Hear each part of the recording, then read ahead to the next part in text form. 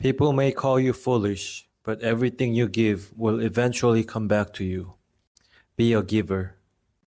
There are three types of people in the world: matchers, takers, and givers. Matchers are people who believe in the mindset of an eye for an eye. Takers are those who want to receive more than they give. They prioritize themselves and compete with a winner-takes-all mentality. Givers are people who focus on others and always think about how they can help or contribute to others. What kind of person should you be to be successful? Among these three types, who is statistically more likely to succeed?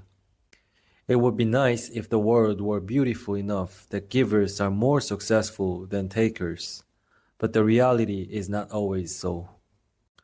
On average, givers earn 14% less than takers, are twice as likely to become victims of crime, and are evaluated 22% lower in their skills. This is why the longer you stay in society, the more you might feel like you have to become a taker. But there is one more thing to consider. The statistics I mentioned are for the average person. What about those who succeed the most? What about people who achieve greatness? Surprisingly, most of these super successful people are almost always givers. Imagine being a giver and becoming extremely successful at the same time. Wouldn't that be a life worth striving for? So in this video, I will talk about why givers can be more successful than takers, and what kind of giver you should be. Let's start. Why shouldn't you be a taker? Takers prioritize their own power, authority, and gain. As a result, they focus on securing dominance and communicate in an authoritarian way. They speak firmly, assert their authority, and exude confidence. In general, it is true that takers gain power faster than givers. The taker's approach works well in short-term situations where you need to make a strong impression, such as during interviews or presentations.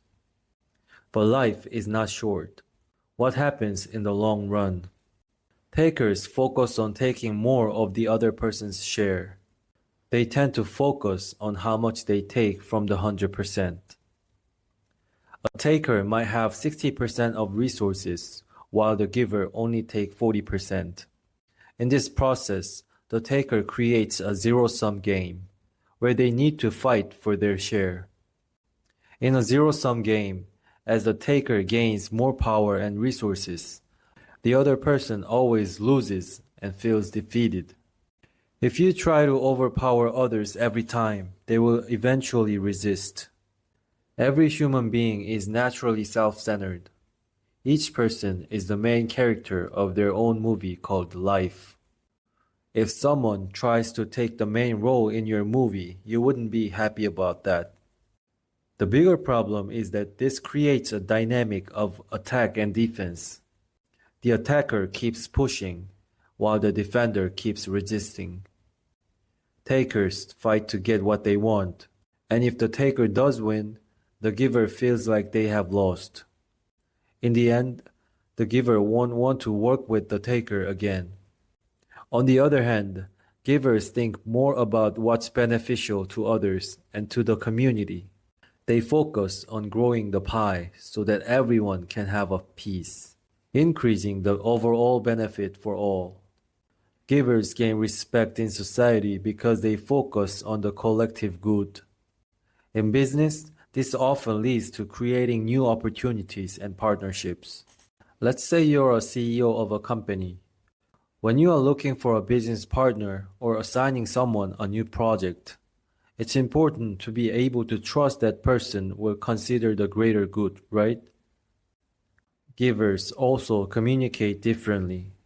They show vulnerability, speak gently, and ask for advice. By showing their weaknesses and asking for guidance, they create partnerships and cooperative relationships. Givers don't ask just to find out the answers. It's a way of respectful communication. When you ask others for advice, you are recognizing their wisdom, which boosts their self-esteem. Also, most people don't doubt someone who politely asks for advice. In fact, they're more likely to want to help. Of course, you genuinely need to be a giver to build a good reputation.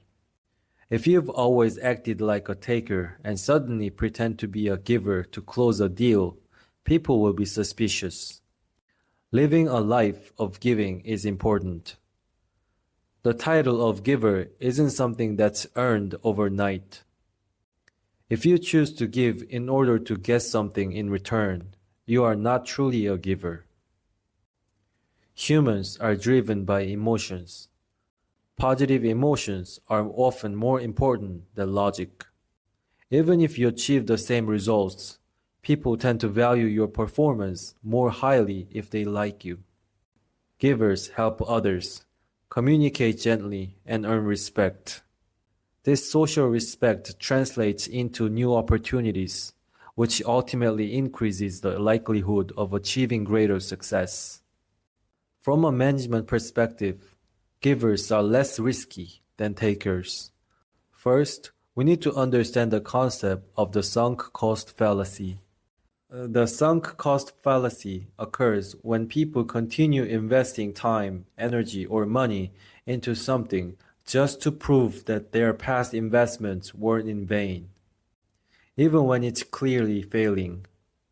For example, when a project that has already cost a lot of money seems likely to fail, people often keep investing more just because they don't want to waste what they've already put in. The rational decision, though it's extremely difficult to admit, is to ignore sunk costs and focus only on future costs and potential benefits. Givers are less likely to fall into the sunk cost fallacy than takers. Takers prioritize their ego and hate admitting they're wrong. On the other hand, givers look at the bigger picture, even if it hurts their pride. They're more willing to admit their mistakes if it benefits the greater good. By focusing on others, givers avoid getting stuck on small things like ego or personal efforts. As a result, givers are able to minimize sunk costs and use their time and resources more effectively to achieve success. In a taker-led organization, individual performance may look impressive, but it's often achieved by taking from others. Eventually, by focusing only on their own or their team's performance, they may increase the organization's overall sunk costs. So in the long run, who would be better suited to lead the entire organization? Someone who would accept their mistakes and find the right path once they realize? Or someone who might risk the entire organization just to protect their own reputation? This is why most of the super successful people are givers. There is one more factor we should consider. These super successful people are not the same as the average givers. As I mentioned earlier, on average, givers don't succeed more than takers. Why? Because the people at the very bottom of the success ladder are also givers.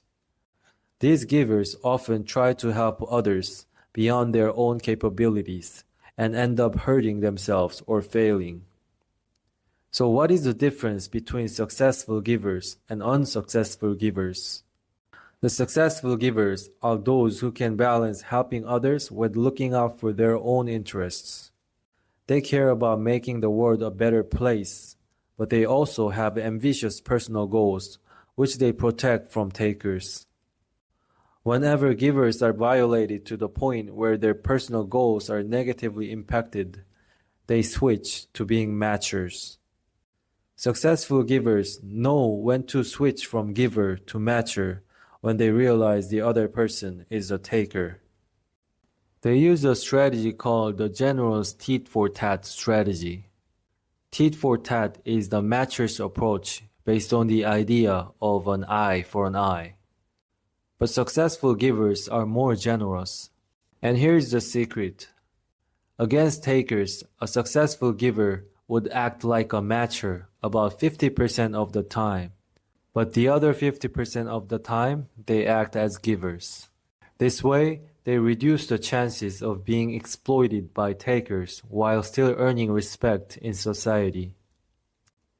Become a successful giver. Give a lot, but don't forget your own ambitious goals. Whenever you are attacked by takers in the world, it can feel like the world is telling you to become a taker. It makes you think that you must act selfishly to succeed. But listen to the most successful people in the world. Has anyone who has truly succeeded ever said that being selfish is the key to success? People who claim that selfishness leads to success are average. Do you want to be average? Be a giver. People may call you foolish, but everything you give will eventually come back to you. But don't be an average giver. Be a successful giver. Do not give so much that you destroy yourself. Otherwise, you'll become prey to takers. In other words, to truly succeed, you must live a life of giving while keeping a clear and strong sense of your own goals. I hope this video can serve as a guidance on your journey to success. Thank you for watching. Please subscribe and like for more contents like this.